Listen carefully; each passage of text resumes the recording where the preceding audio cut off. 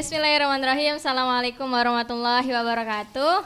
Halo Sobat Pastri sekalian, kembali lagi berjumpa bersama saya Ustadzah Laili Maya Ramadhani. Kita akan ada nih kedatangan dua tamu yang jauh gitu. Dari mana ya? Penasaran kan? Oke, sebelum itu di sini kita akan kembali ke podcast Pastri, podcast ala santri yang keempat. Oke, episode kita pada kali hari ini adalah mereka yang datang dari jauh. Narasumber kita merupakan kelas santriwati kelas akhir kelas 12 yang berasal dari Kalimantan Utara dan Kalimantan Barat. Oke, mari kita sapa dulu semuanya. Oke, halo, assalamualaikum. Waalaikumsalam warahmatullahi wabarakatuh. Oke, Masya Allah, tabarakallah. Nah, ini mungkin teman-teman di rumah mau kenalan sama Antuna berdua. Silakan perkenalkan nama Antuna dan asal dari mana. Silakan Anti dulu. Halo semuanya, nama Ana Dea Ajahra Pangestu, berasal dari Kalimantan Utara. Kalimantan Utara, Anti? Halo semuanya, perkenalkan nama Ana Agnia Mana Putri, asal Kalimantan Barat. Oke, panggilannya berarti Dea sama Anya ya. Oke, Dea dan Anya. Sebelum itu Ana mau nanya, Anti Dea dari TMI atau dari IDADI? Nah, Ana dari TMI. TMI, kalau Anya? Dari IDADI. IDADI, oke, berarti pas ya. Sinkron, ada TMI, ada IDADI. Oke, sip. Nah, berhubung kan sekarang Antuna sudah kelas 12, sudah ujian pondok juga ya? Tadi ya, sudah menjalankan ujian pondok. Sebelum kita masuk ke inti pembahasan kita, Anda nanya dulu nih, Antuna kan sudah selama ini berarti Dea sudah 6 tahun berjalan, kemudian Anya sudah 4 tahun. Nah, dalam proses akhir nih ketika ujian pondok, apa sih yang dirasakan? Ujian pondok sudah sampai kita pelajaran dari kelas 1 sampai kelas 6 gitu loh. Nah, atau dari kelas IDADI sampai kelas 6 gitu. Apa rasanya ketika menghadapi hari pertama ujian pondok? Berhubung kita lagi suasana ujian nih. Rasanya senang, kayak Gak nyangka. gak nyangka. Iya, gak nyangka aja sudah sampai akhir, sudah kelas 6. Berarti dulunya nyangkanya gimana? Masih kecil aja gitu ya? 15 Iya. tahun gitu. Kalau Anya? Terkadang gugup saja kan hari pertama, sama nggak nyangka juga sudah sampai kelas 6, sudah sejauh ini. Terus kalau sudah sejauh ini gitu, maksudnya apakah Antuna ada persiapan gitu atau ya udah Antuna ya let it flow aja gitu? Ya udah ikuti aja hidup nih gimana jalannya, atau Antuna punya rencana-rencana gitu berhubung sudah kelas akhir? Nggak ada. Ada Belum? Nggak apa-apa, bilang aja. rencana Ke depan ya? kuliah. Iya, entah kuliah, entah menikah atau gimana kan kita nggak tahu. Untuk rencana kuliah ada saja. Ada di sana juga, di Kalbar juga. Insya Allah mau lanjut di Jawa. Oh, di Jawa, Masya Allah. Kalau dia? Rencananya abis ini mau kuliah. Insya Allah juga mau di luar kota, beda kota. Kayak di Jawa, di mana? Oh, yang luar provinsi ya? Oke, good. Nah, sebelumnya ini kan kalian sudah 6 tahun dan 4 tahun. Awal mula kalian tahu pondok ini tuh dari mana dan gimana bisa sampai sini? Siapa duluan? Kalau Ana tahu dari ayah Ana, yang ngabarin Ana, ngebilang kalau mau nggak daftar pondok. Kenapa tuh milih Darul Hijrah gitu? Padahal kan jauh gitu. Kenapa nggak pondok-pondok yang di dekat sana? Kan ada pondok kan di Kalimantan Utara? Di Kalimantan Utara ada, tapi sedikit, nggak kayak di Banjar. Di Kalimantan jadi santrinya masih sedikit ya, gitu ya di sedikit. sana. Kalau Anya, kira-kira kenapa bisa nyasar sampai sejauh ini? Jadi saja pas SMP Ana juga mondok, tapi juga. di Kalbar di Pontianak. Terus mama Ana bilang, ya udah SMA luar aja, tapi Ana nggak mau karena sayang hafalan pelajaran pondok. Tapi kalau di luar kan pasti lupa, nggak ada murojaahnya. Benar-benar. Terus Ana pengennya ke Jawa saja, tapi waktu itu lagi COVID, corona, jadi mama Ana nggak ngebolehin karena di sini ada keluarga, jadi sampai sini. Ya. Berarti karena ada keluarga di sini ya, jadi dipercayakan di pondok di sini. Ya. Oke. Jadi berarti Anya ini sudah punya basic pondok ya dari SMP. Alhamdulillah sudah ada. Dan alhamdulillah hebatnya lo nggak mau keluar. Biasanya kan, ya nggak, biasanya kan rata-rata dari mondok mau pengen bebas merasakan dunia luar. misalnya gitu. Tapi ternyata sekarang Anya malah meneruskan untuk melanjutkan studi ya di pondok, apalagi jadi idadi kan. Berat nggak awalnya kalau mau jadi idadi itu? Berat saja karena 4 tahun lagi mondok. Iya, jadi kan tertinggal 1 tahun kan Iya, ibaratnya tertinggal 1 gitu. tahun. Tapi kenapa Anti tetap mau ngambil? Nah, Itu alasan yang Ana pertanyakan sebenarnya, kalau anak-anak idadi itu kenapa mereka ingin mengambil itu gitu loh, padahal tertinggal 1 tahun. Atau kuat banget nih jiwa kepondokannya gitu kan. nggak tahu saja pengen aja di sini. Ya berarti alam bawah sadarnya ya sudah terikat dengan pondok. Masya Allah, tabarakallah. Oke, sip. Berarti kalau Dea sendiri taunya orang tua ya, memang ayah yang meminta untuk belajar di sini. Kalau Anya itu awalnya mau di Jawa, tapi berhubung ada COVID, corona kemarin, jadi tertunda dan dialihkan ke sini. Berhubung juga ada keluarga. Oke, bagus. Terus itu alasannya ya jauh-jauh ke sini gitu. Padahal di pondok di provinsi masing-masing mungkin ada pondok gitu ya. Cuman karena di sini memang terkenal ya, kalau Ana sendiri jujur Banjar itu terkenal dengan mayoritas Islam gitu. Karena kan Ana juga dari Kalteng gitu kan, di provinsi kita kan gitulah ya. Apa ya, Islam itu ada gitu, mayoritas juga, cuman kan banyak juga yang non Islam. Kalau Ana sih kebetulan masih mayoritasnya Islam. Kalau di Kaltara sendiri? Ya, masih mayoritas Islam. Kalau di Kalbar? Islam Cina, Melayu Cina, Cina. Tapi Ya. yang paling banyak Islam apa yang lain? Islam. Alhamdulillah. Nah, alhamdulillah kita semua di provinsi yang masih sama-sama banyak mayoritas Islam, cuman memang banyak juga yang mayoritas non Islam gitu kan. Nah, kalau dia tadi kan saran dari orang tua nih, dari ayah. Tapi sebenarnya kalau hati dia sendiri mau-mau aja gitu, atau sedikit ada rasa terpaksa kalau ke sini? Dari hati Ana merasa pengen mondok, pengen ngerasain. Jadi kemauan Ana sendiri. Dari mana itu muncul rasa kemauan itu? Kan nggak langsung mendadak muncul kan? Atau dengar dari mana cerita-cerita anak dari orang tua kah atau apa gitu? Dengar dari cerita-cerita teman. Kalau pesantren itu rame katanya. Ya, banyak pengalaman. Ya, itu berarti memang nggak ada keterpaksaan ya? Nggak ada. Alhamdulillah. Kalau Anya gimana? Memang mau ya tadi kan? Ya, Memang mau saya sendiri. memang mau. Jadi gini, berat nggak waktu nerima dari, sebenarnya kan pengen di Jawa, tapi karena COVID jadi berbelok nih ke Darul Hijrah gitu. Berat nggak awalnya? Berat saja. Kenapa? Karena kan memang keinginannya di Jawa. Tapi karena masih mau mondok dan terima di sini, jadi masuk sini. Kemarin ada beberapa pilihan dan milihnya di Darul Hijrah. Memang ada beberapa Iya, dan milihnya Darul Darul Hijrah. Kenapa jadi pengen Darul Hijrah? Karena ada teman Ana juga yang di sini saja. Oh gitu. Oke, itu aja berarti alasannya? Oh iya. Soalnya kan Ana tuh pernah ketemu ada beberapa senior lah ya yang pernah lulus juga gitu kan. Jadi Ana iseng nanya, kenapa milih Darul Hijrah? Karena Darul Hijrah tuh yang pertama dikenal karena pramukanya. Itu. Habis itu karena bahasanya yang kedua. Nah, itu jadi dua unsur itu yang membuat Darul Hijrah tuh melejit lah namanya seperti itu. Tapi ternyata kalau Anya nggak ngelihat itu ya, karena memang ya pengen di sini aja gitu. Oke, good.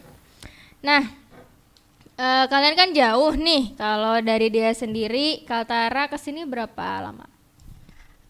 Kalau dari sini ke Kaltara bisa lewat udara, naik pesawat. Biasanya transit. Dari Banjarmasin ke Balikpapan. Terus habis Balikpapan ke Tarakan. Karena sudah sampai di Tarakan, biasanya ke pelabuhan. Dari Tarakan ke rumah Ana itu 3 jam. 3 jam. Ya, tapi pakai speed. Pakai speed. Harus jadi di speed itu 3 jam perjalanannya. Gitu. Kalau di total berapa lama semuanya itu kalau lewat udara?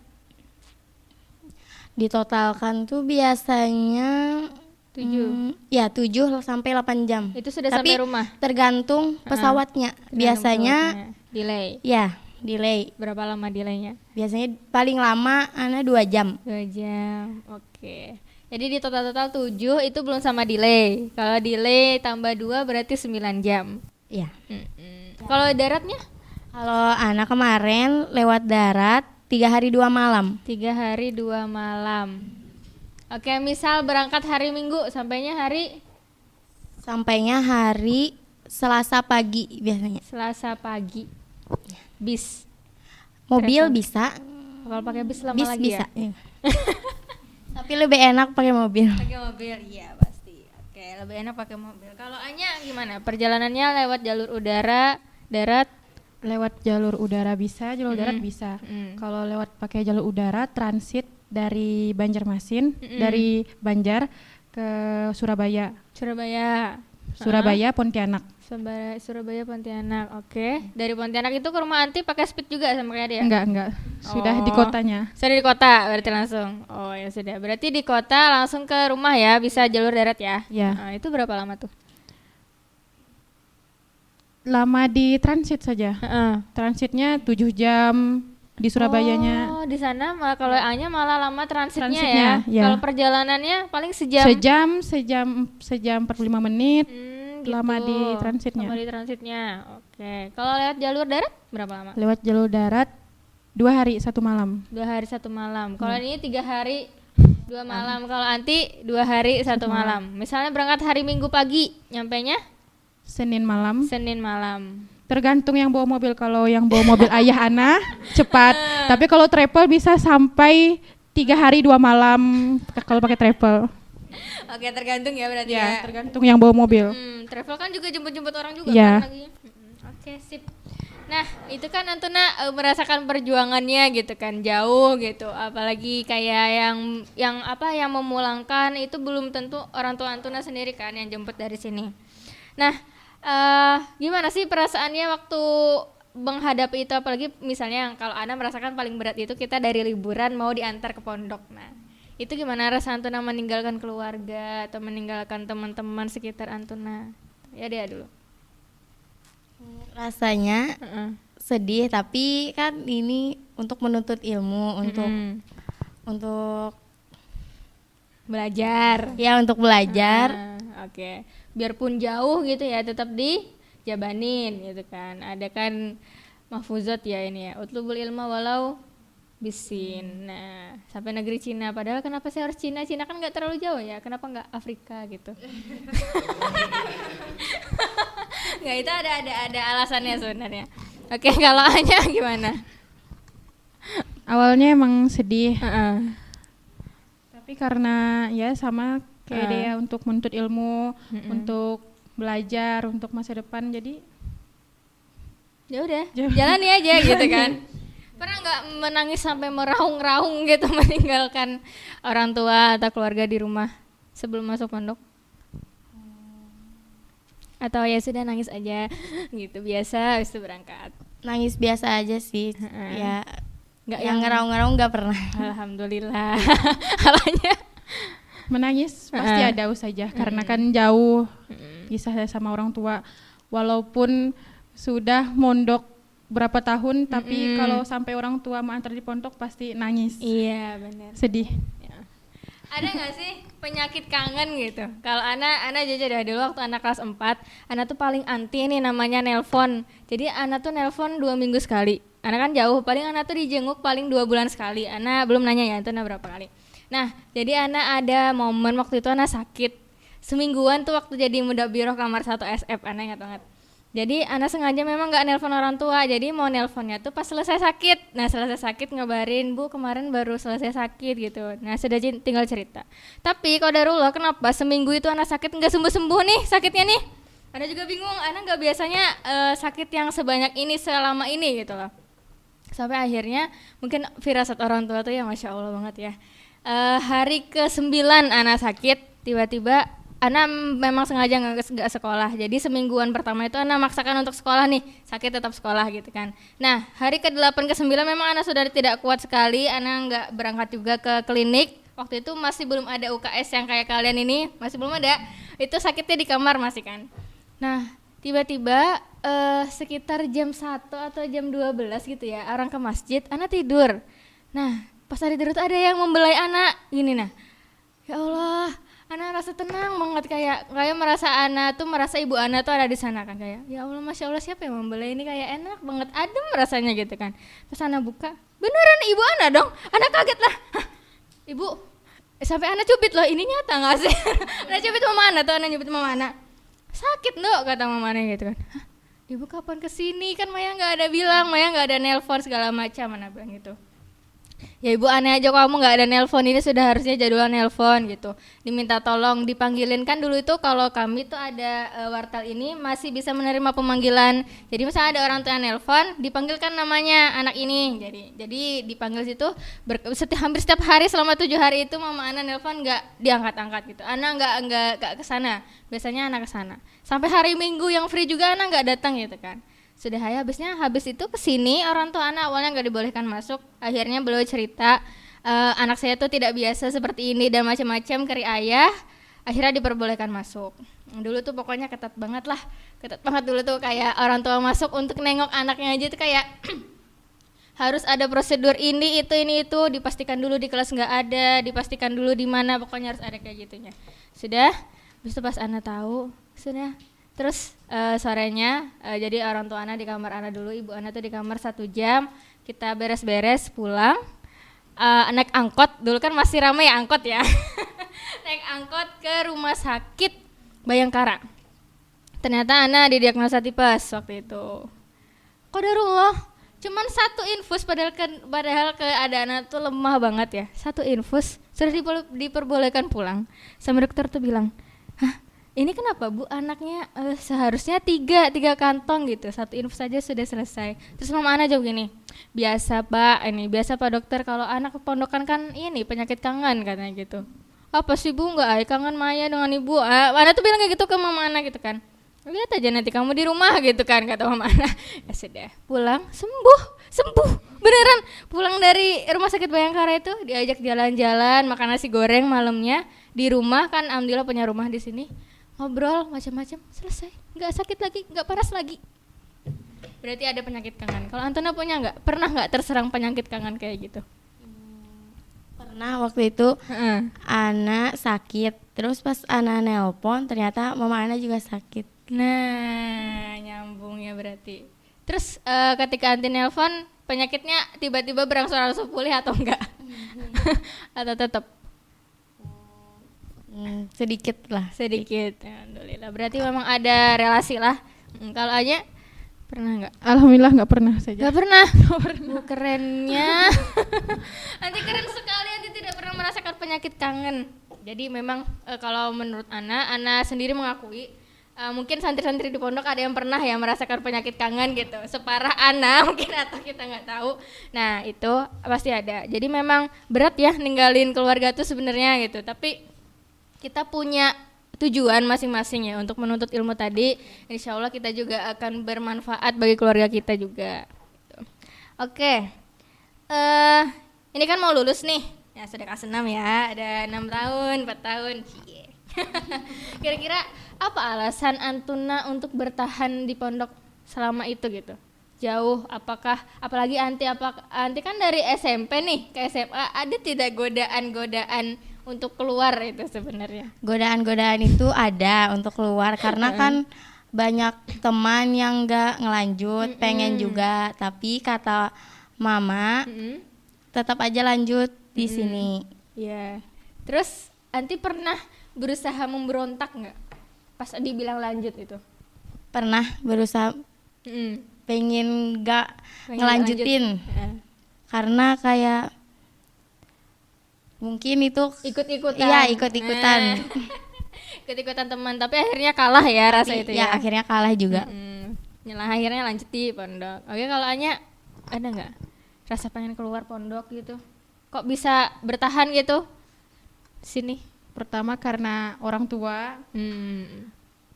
Kalau keluar saja sayang jauh-jauh ke sini keluar. Iya sih benar. Terus karena mondok ke sini ke Mawan Nana, masa ada yang minta keluar? Iya, tanggung jawab kan? Tanggung jawab. Masa ada yang mau minta keluar? Oke, berarti Anti sudah menerapkan prinsip ya, bertanggung jawab atas pilihan. Mantap. Ya, jadi karena Anti yang minta di sini, berarti Anti yang harus bertanggung jawab atas pilihan Anti. Oke, sip. Nah, kadang gini, kita sama-sama dari jauh ya, walaupun Ana cuma 6 jam gitu. Travel tuh lama loh kalau ke Palangka ternyata. Nganter barang dulu, kemana-mana dulu 6 jam, padahal estimasinya 4-5 jam gitu. Nah, Antuna ada nggak sih merasa kayak, maaf ya, kayak kesel gitu atau enggak kayak ngebatin buat teman-teman yang deket-deket pondok tuh yang kayak pengen pulang aja tujuannya gitu? Pernah nggak ngerasa kayak ih dai mantarji?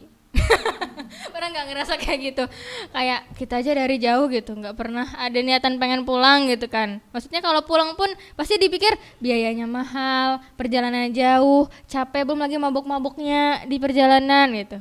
Antuna gimana rasa Antuna menghadapi teman-teman Antuna yang pengen sering pulang gitu misalnya? Atau pernah nggak ngerasa kayak, kalau Ana dulu pernah, Ana pernah kayak dia tuh teman dekat kami nih, terus dia tuh pengen izin terus setiap minggu, sampai Ana bilang pokoknya kalau Anti izin nanti harus bawain Ana. Dulu tuh ada bolu namanya Sangkuriang. Sangkuriang itu mirip bolu Haji Enong, enggak mirip Amanda. Kalau Anti pulang nanti harus bawain Ana Amanda. Kenapa? Karena Ana iri sama Anti pulang terus setiap minggu. Ana bilang gitu. Jadi cara Ana untuk mencegah dia pulang dengan iming-iming itu, akhirnya alhamdulillah berkurang sih frekuensi pulangnya gitu kan. Karena gimana ya, orang pulang tuh mengiri orang lain gitu menurut Ana yang jauh-jauh nih. Nah, atau Ana pernah punya perasaan kayak gitu nggak? Untuk iri kayaknya ada, untuk pengen pulang juga. Tapi sudah ya sudah, pulang aja mereka gitu. aja yang pulang. Gitu. Jadi nggak ada perasaan pengen mencegah gitu untuk nggak pulang. Karena masih banyak teman. Ya. Oke, kalau dia sendiri? Rasa iri tuh ada, tapi kayak biar aja mereka ya pulang. Gak ada ya, kalau dulu nggak tahu apa zaman Ana aja ya, rata-rata kami tuh kalau punya teman dekat ya waktu anak kelas 3 tuh, padahal dulu kelas 3 tuh apa mungkin karena UN itu, nah maksudnya kami kan dulu masih punya UN, jadi sebelum UN tuh orang-orang tuh pada mau refreshing dulu. Nah kami tuh salah satu pencegahannya dengan itu, jangan pulang gitu, ntar dia nggak ikut UN segala macam. Tapi kalau sekarang karena tidak ada tekanan itu kali ya, jadi ya terserah, tafadhol, kalau Anti mau pulang silakan gitu, nggak ada rasa kayak gitu kayak Ana tadi ya. Kalau kami ingat banget angkatan Ana tuh dulu kelas 3, Ana ingat banget. Setiap orang yang baru, yang daerahnya dekat nih, Banjarbaru, Banjarmasin pulang, pasti kami palak datang tuh. Mana bolunya, mana ininya, pasti harus ada itu gitu. Nah, jadi kayak itu adalah konsekuensi yang mereka ambil ketika mereka pulang, karena ya memang mungkin ya nggak tahu juga ya apa karena persaudaraannya terlalu rekat seperti itu, jadi harus ada, jangan membuat iri satu dan yang lain yang jauh-jauh gitu, mungkin seperti itu. Tapi kalau kalian Antuna nggak ada berarti ya, kayak ya sudah kalau kamu mau pulang silakan gitu kan. Nggak ada juga malak-malak gitu, nggak ada. Ada. Mereka yang membawakan makanan. Sukarela kan? Ya. Oke. Jadi kan kalian bertahan sampai sejauh ini karena menuntut ilmu juga kan, dan juga ingin membahagiakan orang tua pasti kan. Itu pasti tujuan utama. Nah, kira-kira ada nggak pesan kesan yang mau disampaikan gitu untuk teman-teman gini yang dari jauh untuk tetap bertahan, maupun yang dekat jangan juga menjauh gitu. Maksudnya dia sudah dari Banjarbaru, Martapura gitu, ada yang pengen pindah misalnya, atau yang pengen pulang terus gitu sampai maaf ya, lupa pelajaran pondok, 2 minggu pulang segala macam gitu. Kegiatan wajib pondok ditinggal gitu. Sedangkan Antuna kan stay terus kan di sini. Nah, pesan-pesannya buat teman-teman gimana? Berhubung Antuna ini jauh gitu, pesan-pesannya buat teman-teman nih kira-kira apa? Kalau dari Ana, yang membuat Ana betah sampai sekarang orang tua, sama kayak saja. Terus dan sayang aja kalau mau keluar. Lagi-lagi itu ya. Iya. Sayang aja kalau mau keluar karena biaya sudah dihabiskan banyak. Habis itu juga perjalanan jauh. Oke, kalau dia? Kalau Ana ingat orang tua. Terus teman-teman di sini teman-teman di sini juga yang membuat betah. Ya, karena sama-sama. banyak teman-teman yang dari daerah-daerahnya. Ya, senasib dan seperjuangan ya kurang Ya. lebih. Gitu. Dari daerah-daerah jauh juga. Kalau ada Anda penasaran nggak? Ada nggak sih satu tujuan Antuna bertahan di pondok yang lebih visioner? Visioner itu apa ya? Yang lebih ke depan gitu, misalnya karena ingin menjaga pergaulan misal gitu, atau karena ada suatu visi aku nih akan menjadi ibu yang solihah, mar'ah solihah, li nafsiha, wali zaujiha, wali usrotiha, wali ummatiha. Ada nggak tujuan ke sana gitu, bertahan di pondok? Secara kan pondok ini menjaga religius kita gitu. Kalau Ana sendiri gak ada kepikiran ke sana, tapi Ana jalanin aja dulu yang ada di depan mata, kayak ujian saat ini, terus nanti banyak lagi kegiatan-kegiatan, belum lagi ya banyak lah kegiatan kelas 6. Iya, kegiatan kelas 6. Oke, kalau Anya atau sama kayak dia ya, sudah Anda menjalani aja gitu. Iya. Jalani aja juga Iya. sama. Oke, kalau gitu sudah ya, berarti teman-teman sekalian pesan kesan dari saudari-saudari kita Dea dan Anya ini adalah jalani saja dulu kehidupan kalian ya, jalani dulu kehidupan kalian di pondok ini, kemudian hadapi, selesaikan dan tuntaskan itu. Insya Allah untuk visi dan misi yang nanti akan dijalani di kehidupan selanjutnya itu akan berjalan dengan sendirinya seperti itu. Mungkin sekian ya podcast ala santri kita episode keempat kali ini. Semoga teman-teman semua bisa mengambil khibrah ataupun hikmah dari kisah perjalanan dua saudari kita ini yang berasal dari Kaltara dan Kalbar, Tarakan dan Pontianak. Nah, ini sekadar informasi, kebetulan Anya ini merupakan satu-satunya santriwati yang berasal dari daerah yang paling jauh di antara santri-santri semua yang ada di Pondok Pesantren Darul Hijrah Putri, yaitu Pontianak, Kalimantan Barat. Wih, keren. Oke. Terima kasih teman-teman semuanya sudah menyimak pembahasan kita pada siang hari ini menjelang sore, yaitu tentang saudari-saudari kita yang dari jauh, yang mana dia menuntut ilmu di Pondok Pesantren Darul Hijrah Putri dengan tujuan-tujuan tertentunya dan memiliki visi misi untuk membahagiakan orang tua pastinya.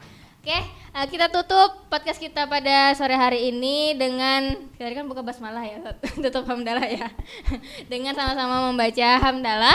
Alhamdulillahirabbil alamin. Terima kasih Anya dan Dea atas kunjungannya di podcast kita. Semoga kedepannya kita bisa ketemu lagi, jangan jeraya untuk ngisi di sini. Oke, terima kasih sobat pastri sekalian. Sampai bertemu di episode selanjutnya. Assalamualaikum warahmatullahi wabarakatuh.